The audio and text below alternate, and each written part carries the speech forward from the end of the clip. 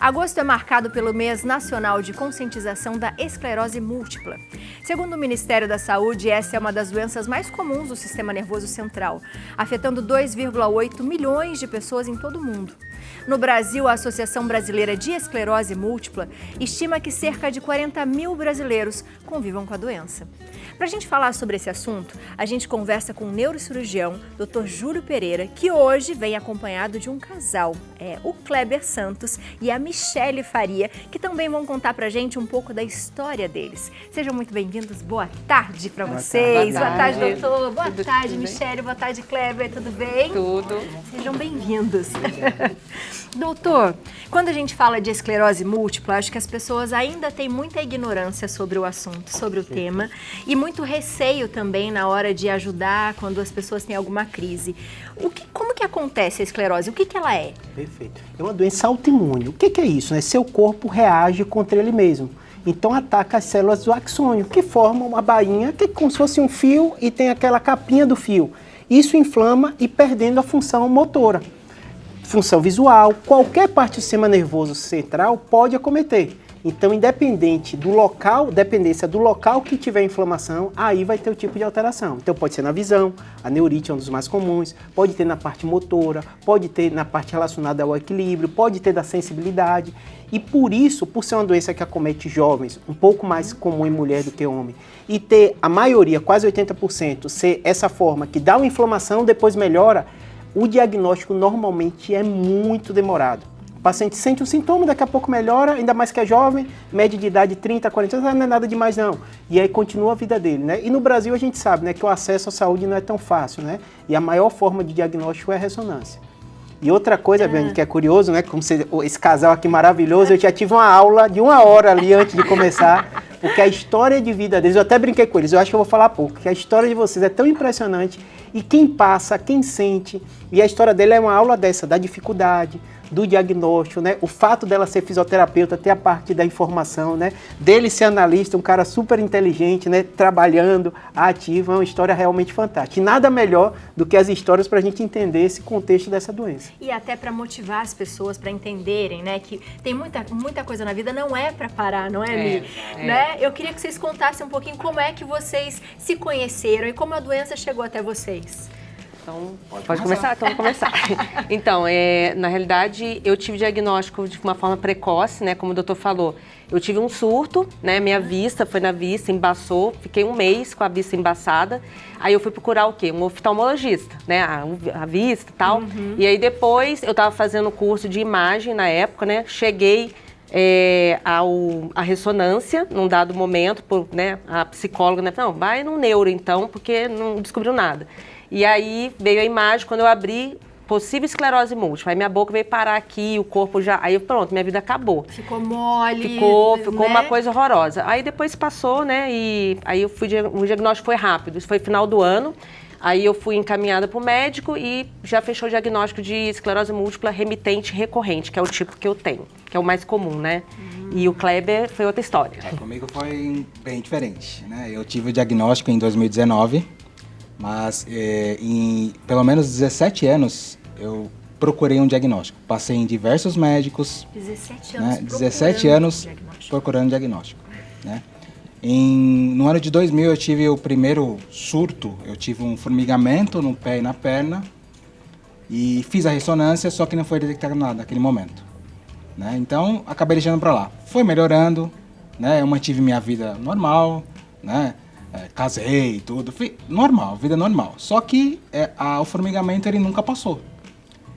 Então assim, o que me fez procurar outros neuros para saber se eu tinha alguma coisa.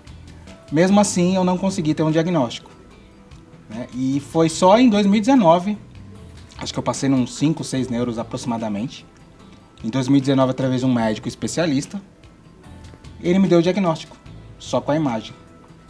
Só que ele disse que era raro, porque em homem é mais difícil ainda acontecer. E o meu tipo de esclerose, que é a primariamente progressiva, ela é mais rara ainda. E que naquele momento eu só tinha um remédio disponível, que não estava no SUS. E que era caríssimo, Era muito caro e eu teria que entrar com um processo para conseguir, pelo meu plano de saúde na época, eu consegui. né? Em 5 dias ele estava disponível, né?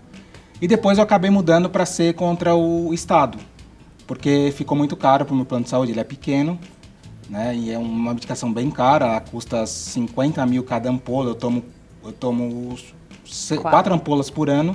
Nossa. Né? Então é bem caro mesmo. Mas através do Estado eu consegui.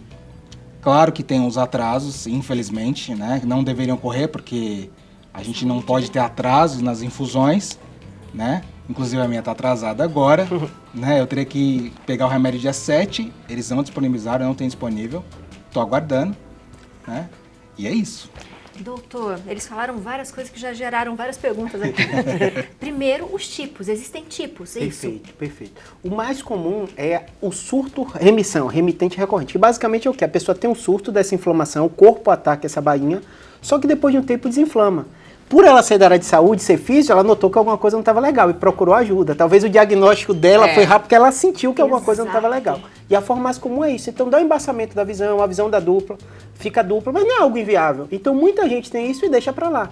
Muita alteração de sensibilidade, às vezes os pacientes vão deixando para lá, né? Então teve o diagnóstico precoce, perceba o caso dela. Ela diagnosticou rápido, está maravilhosa com a questão de déficit, porque teve pouquíssimos surtos, a medicação funcionou, realmente é um remédio caro, né? Felizmente o Brasil, a gente critica muito o SUS, mas tem muita coisa que o Estado consegue até desconto com as farmacêuticas e acaba comprando, né? E no caso da esclerose múltipla, tem um papel muito forte das associações de portadores da esclerose múltipla, eles são muito organizados.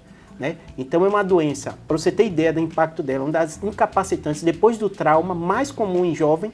Então, depois de acidente, esclerose múltipla se destaca. É mais comum em mulher em período reprodutivo. Então, tem esse impacto muito grande. Período laboral, como os dois que trabalham, estão em plena atividade. Até né? os 40 anos, mais ou menos. Isso, é o mais comum, entre 30 a 40 anos. Né? E tem essa jornada deles, é bem interessante, porque você tem um negócio do impacto no momento ápice da produtividade. Né? Você em 2008, né, que você falou o diagnóstico, 2008. Né? Foi no final de 2009, né? E aí foi a época de pandemia, né? Depois, né, no caso, né? Aí eu tive o resultado, comecei a tratar e estava com a medicação desde 2009 até hoje. Aí começou a dar uma falha, né, na medicação, vou trocar. E aí, em 2020, a gente se conheceu, que você tinha perguntado, foi na época de pandemia.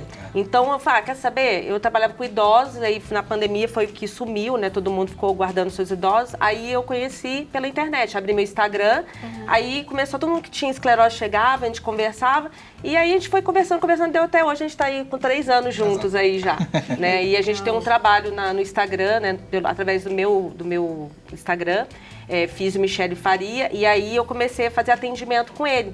Aí a gente tem uma live de segunda-feira que a gente eu atendo ele, né? E aí muitos pacientes, mas se identificaram com ele. Aí então a gente tem esse trabalho aí virtual, né? Tem outras questões também envolvidas que de um diagnóstico, né, que não é nada bom, né? Mas que trouxe, como a gente falou, resiliência, né? A gente modificou tudo e seguir em frente. O negócio é realmente a gente ter o diagnóstico precoce, entrar com a medicação, aproveitando agora no mês, né, laranja, vamos dizer assim, pra gente falar, porque é uma doença que poucos sabem o que é, ninguém conhece. E negligencia muitas vezes, exatamente. Né? Mas tem tratamento e tem jeito, né? Doutor, quando ele fala que ficou 17 anos procurando um diagnóstico, quando se faz esse diagnóstico, provavelmente deve tirar outras dúvidas, né? Perfeito. Para depois chegar na esclerose. Talvez a demora tenha sido por isso, doutor? Como Perfeito. funciona? Primeiro aspecto, né? É uma doença de difícil diagnóstico, é uma doença rara. Então, quando a gente pega exemplo dos dois, né? Eles já tiveram diagnóstico. Tudo. A segundo aspecto, homem é menos comum do que mulher, e a primariamente progressiva não tem esse surto. Então, às vezes, o próprio paciente tem uma dificuldade. Imagine, você tem uma alteração de sensibilidade. Não é porque eu fiquei sentado de um jeito estranho. Muito tempo, ou sei eu dormi no meu braço. E o paciente, muitas vezes, eu acho que eu cocei o olho e minha vista ficou embaçada, 24 horas. Então, às vezes, o próprio sintoma, como ele depois melhora, a pessoa vai deixando para lá. Então, nessa jornada deles, eu achei bem interessante isso. E o outro aspecto, que eu estava até falando com ele, eu gosto muito do programa de Abiane, porque ela é aberta, ela tem um público muito de idosos, e eles se identificam muito porque todo mundo vai passar na sua vida por doença.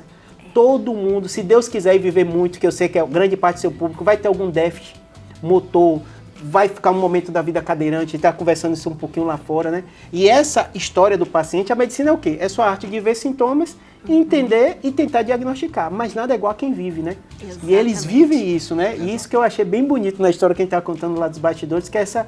E a dificuldade, ser cadeirante, como é que acessa aqui, como é que eu saio de casa, né? E essa história eles contam no Instagram deles, que eu acho bem bonita mesmo. Porque não é uma condição que já nasceu com o Kleber, né? Sim. Então ele conhecia o mundo, vamos dizer assim, com as suas próprias pernas, Exato, nesse sentido de fazer, ir e vir a todo momento, e de repente isso foi acontecendo aos poucos. E essa coisa da sua cabeça de falar, gente, eu tá com alguma coisa, eu não consigo descobrir o que é.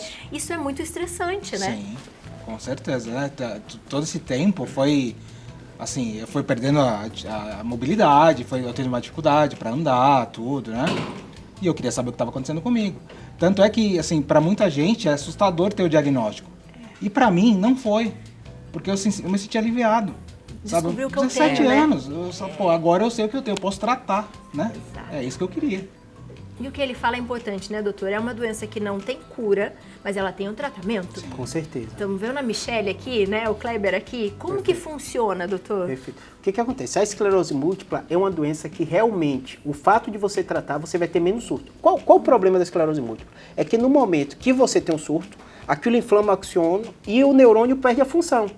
Então, se você tem menos inflamação, que o caso dela é o mais clássico, né, você não vai ter nenhum déficit. Por isso que a mobilidade, a função, ela diagnosticou rápido, teve poucos surtos tomando a medicação, só que é um remédio de uso constante, né? É um remédio caríssimo, né? Dá sintomas também, né? Sim. Baixa a imunidade, tem alguns aspectos, eles têm muita fadiga, Sim. muitas vezes, muito cansaço, a incidência de depressão, ela aumenta também, então tem vários aspectos, não só físicos, né? Mas aspectos emocionais que andam juntos, né? Mas uma vez dado o diagnóstico, a progressão da doença é de cada um. Então não dá pra gente botar um martelo e dizer, vai evoluir e tal. O que eu digo para todo paciente, e eu tava brincando com eles também assim, duas certezas na vida. Uma que a gente vai adoecer e uma que a expectativa de todo mundo, quando o paciente pergunta quanto tempo de vida ou como eu vou ficar na cadeira, e eu, quanto tempo? Ninguém sabe, né? Ninguém Então você sabe. tem que viver um dia após o outro. E eu acho que essa história que eles trazem é muito disso, da resiliência, né? Estão trabalhando, estão fazendo as coisas, estão em rede social, né? E estão em movimento, né? Isso é o mais importante. Com certeza. E, doutor, é possível que mesmo fazendo o tratamento possa ir piorando? Pode. No caso, né, as duas histórias, né? É. Você pode contar um pouquinho da sua, como foi essa parte da evolução e a sua também, né? Dos surtos que você falou que teve. Na realidade, eu tive mais 3 surtos, né? Tive o principal, depois em 2008, 2016 e 2018. E eu fiquei com uma sequela sensitiva. Esse meu braço, ele é dormente, mas dentro de tanta coisa é o mínimo, vamos dizer. E aí eu fazia o uso do Avonex, que é a medicação de baixa eficácia, na época era o que tinha, mas foi o que funcionou pra mim. Uma agulhada por semana, e eu odeio agulha, mas vamos embora, né? E aí, quando foi o ano passado, eu comecei a sentir uma falha na minha marcha, que é uma forma de você identificar que alguma coisa está acontecendo. E é isso que fala, que a gente tem que conhecer o corpo da gente. Tem uma coisa estranha. E aí eu caí na corrida de Aparecida, me estabaquei, né? Eu corri 8 quilômetros. Então, Aí- só uma vírgula, fazendo exercício, ainda veio fazer uma corrida Vim de fazer. 8 quilômetros. E melhora Né? o prognóstico, por incrível que pareça. Ajuda melhora, a desinflamar porque a atividade o física. exercício ele é super bem-vindo, que é uma bandeira que eu defendo até no meu Instagram e na minha vida, né? Porque antigamente falava-se que não era para fazer e hoje a gente vê que é extremamente importante.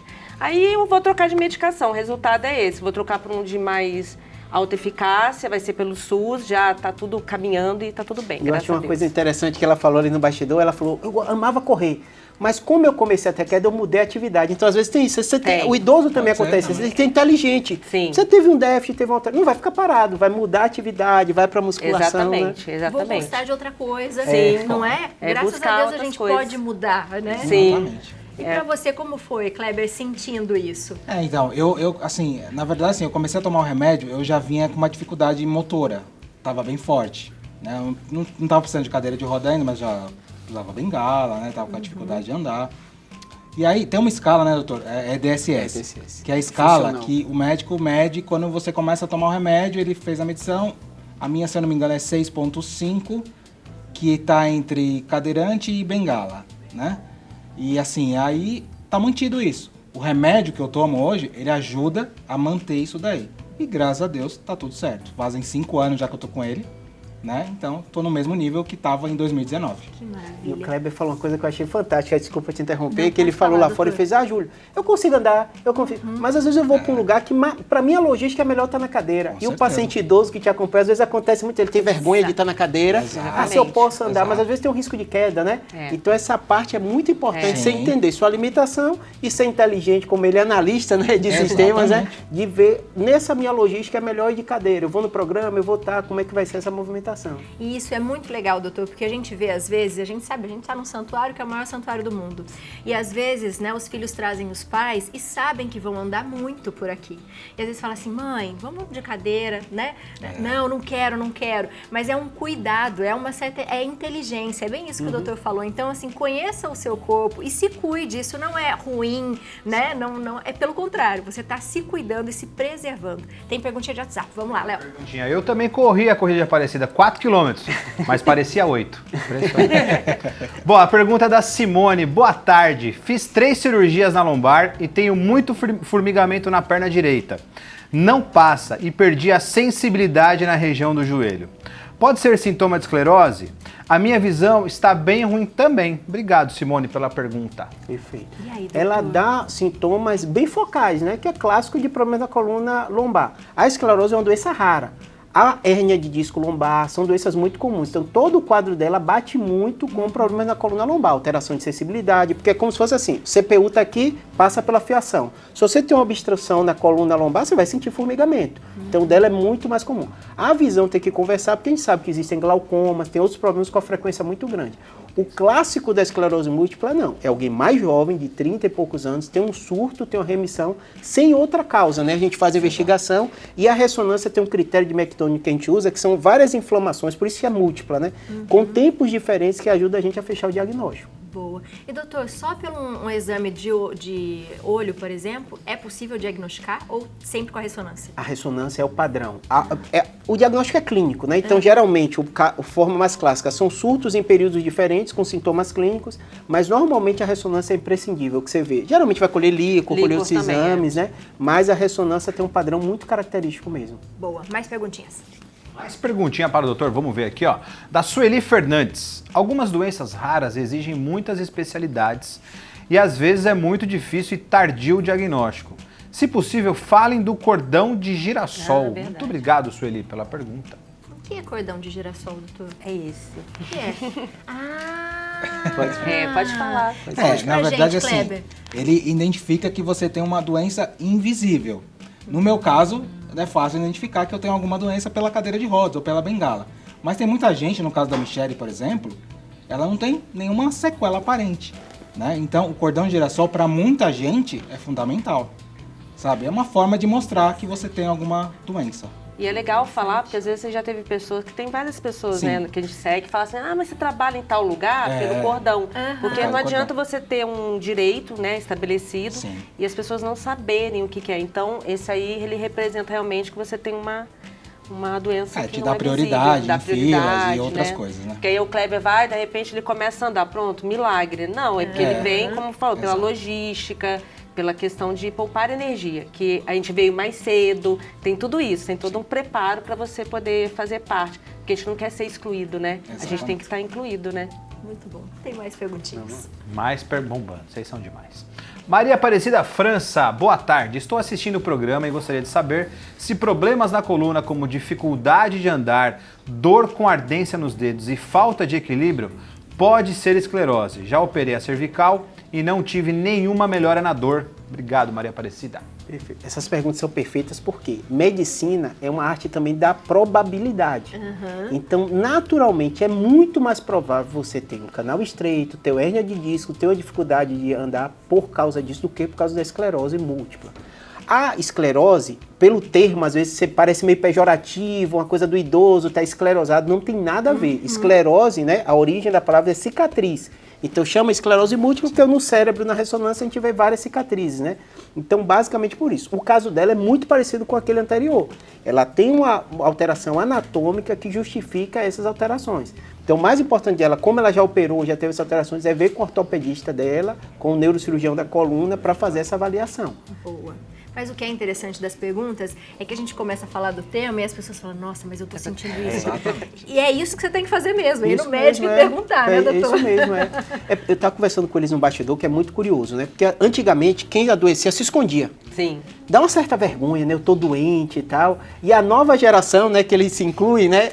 A gente percebe o seguinte, o falar da doença é um processo terapêutico. Exatamente. E ajuda muita gente, que eu estava falando com ele da cadeira, quando ele começou a falar, eu fiz meus pacientes, a mesma coisa, só que é uma população de 70, 80 anos de idade, né? O risco de queda. Então, quando você se expõe, tem a questão da exposição, que não é legal, você está frágil, você está doente, você tem limitações, você tem dúvidas, né? Sim. Vocês passam por questionamentos, né? Mas você também tem essas pessoas que têm outras dificuldades, né? Que são muito parecidas com você, é formigamento, é dificuldade para andar, mas com outra etiologia. Com É isso certeza. mesmo. O que vocês falariam para as pessoas, né? Porque vocês provavelmente criaram uma rede de pessoas, né, que falam sobre a doença e cada um vai Sim. contando a sua história. E eu acho que isso é o que o doutor falou, é tão enriquecedor que, né, é muito mais amplo até do que a consulta, né, doutor? Com certeza. O que vocês falariam para as pessoas que recebem o diagnóstico? Porque eu sei, ninguém quer ficar doente. E quando a gente recebe, às vezes a nossa cabeça não deixa que o nosso corpo funcione. Eu acho que esse é o pior, né, funcionamento, a gente deixar a cabeça comandar tudo. O que vocês falariam para as pessoas? Assim, a gente tem umas falas nossas, assim, né? O que eu sempre falo é que a vida realmente após um diagnóstico, isso é fato. Que a gente tem que acolher, é difícil, tem as fases, mas a vida. Sim. Então a gente tem que seguir, porque não dá pra gente parar, né? Independente, lógico que tendo uma rede de apoio isso é melhor ainda, mas a vida segue, então tem como. E o Kleber tem outra fala, né, Chico? A vida continua mesmo com o diagnóstico, né? Não é porque você teve um diagnóstico de uma doença ruim, né, que você vai parar de viver, né? Ela continua, só que de uma forma diferente, né? Com as suas limitações, mas ela continua. É um dia de cada vez que a gente fala, que nem a gente falou assim, a gente vai lá no programa. Se fosse ontem, ele tava com febre, não tava bem. Pior. Então, ontem ele tava pior, mas hoje ele tá melhor. Então, a gente tem todo um preparo para não ficar excluído de nada. Então, e saber que a população aqui na Aparecida é maravilhoso, de verdade. Porque a gente fala que é muito acessível, tem muita acessibilidade. Tanto a gente fez outro programa, veio aqui, então é bem preparado. Acho que todo mundo tinha que ter esse olhar também, né? Verdade. Pra quem é diferente, vamos dizer assim, né? Agora que eu tô do outro lado, eu vejo quantas empresas, de uma forma geral, não olham para esse lado de acessibilidade, infelizmente. Né? No geral, né? No geral. Tem as nossas ruas, as nossas calçadas, enfim, os estacionamentos, né, doutor? E se a gente for olhar, né, vocês têm uma doença rara, né? Mas se a gente for olhar o envelhecimento da população, está muito rápido. E o aspecto de acessibilidade, você pergunta assim, Júlio, o que você mais trata? Queda. Queda em quem é idoso, não é mais jovem que está caindo não, porque ele não tem acessibilidade. Então, assim, esse tema, né? Independente da doença, o déficit neurológico aparece, né? São as doenças que mais matam, doença cerebrovascular, tudo isso. Então, às vezes a gente discute um tema, né? E vocês trazem uma lição tão grande de outras coisas. Eu sempre brinco com meus pacientes, tem dois aspectos. Você ficou doente, tem um lado emocional que não tem jeito, é o baque que ela teve, que você teve também, e o racional. O racional, eu falo para todo mundo, você teve uma doença, vai ter uma peninha em 1, 2 meses, depois você tem que resolver sua vida, que nem ela falou. E o racional é que direito tem o portador de esclerose múltipla e a questão de acessibilidade, como é que ele vai fazer isso, né? Então, todo esse aspecto. E o tratamento, o que é que tem evidência científica? Tem um remédio com evidência científica, é muito caro. E o que é que eu vou fazer? Entrou na justiça, foi atrás do plano de saúde, depois foi atrás do Estado, conseguiu. Então, eu gosto de experiências assim, por isso que eu falei que foi tão bom ali nos bastidores, de pessoas que sofrem, coisas que você nem imagina como passariam, mas tem um grau de resiliência da racionalidade. Então tem evidência científica, tem estudo mostrando, então não vai atrás de panaceia, disso, daquilo, vai. E também tem um aspecto emocional. Estão juntos hoje, né, da pandemia, você estava me contando ali que foi online, né, como começou. Então é isso que eu acho bonito na vida. E todo mundo vai passar, não tem jeito. Que a gente saiba viver todos os momentos, né, da melhor forma possível. Essa pauta foi incrível. Doutor, muito obrigada. Michele, muito obrigada. Já ouvi falar muito sobre você. Que bom que a gente se conheceu hoje. Kleber, seja sempre muito bem-vindo. Muita saúde para todos nós. E que bonito esse exemplo que vocês dão pra gente, porque às vezes a gente reclama demais sem precisar. É verdade. E quando a gente reclama, a gente tem que ter razão e reclamar mesmo, porque a gente também tem muitos direitos que a gente precisa conhecer, né, doutor? Com certeza. Você de casa, aproveite para fazer perguntas para o doutor. Ele sempre tem muitos vídeos na internet, @neurocirurgiabr, o telefone é o 11 99503 8838 e, lógico, falar também com o Kleber e com a Michele, ó, @fisio Michele Faria, tá aparecendo para você aí na tela, e o do Kleber, @Kleber_, daí eu falo como? Chiu. Chiu. Chiu. Chique demais. Muito obrigada, sejam Obrigada. bem-vindos, Muito viu? obrigado. Doutor, muito obrigada Obrigado. mais uma E vez. mandar só um beijo Por para as favor. irmãs do Colégio Nossa Senhora da Conceição, que foi o colégio que eu estudei, está fazendo 70 anos. E eu falei, vou estar em Aparecida, eu estudei em escola católica, ela manda um beijo para mim, a diretora, a irmã Idalina, a irmã Diediva também. Um Obrigado. beijo para vocês, irmãs. E eu também tenho uma coisinha, eu já falei com o Léo, a minha mãe mandou, falou que vocês sempre pedem condimentos, ela mandou pra você uma pimentinha pra você plantar e os condimentos pro Léo também. Tá aí na produção. Linda. viu? Como é o nome da sua Maria mãe? Aparecida. Maria, não dá para não esquecer, dá. Léo. Não dá. Um beijo pra senhora, dona Maria Aparecida. Muito obrigado pelo carinho, viu? Vou usar os temperinhos com certeza. Ai, que lindo, eu adorei. O meu é pra plantar ainda? É, sim, Nossa, pra plantar. em casa, acertou demais, É. viu, dona Maria Aparecida? Um beijo pra senhora, obrigada mais Obrigada. uma vez, viu?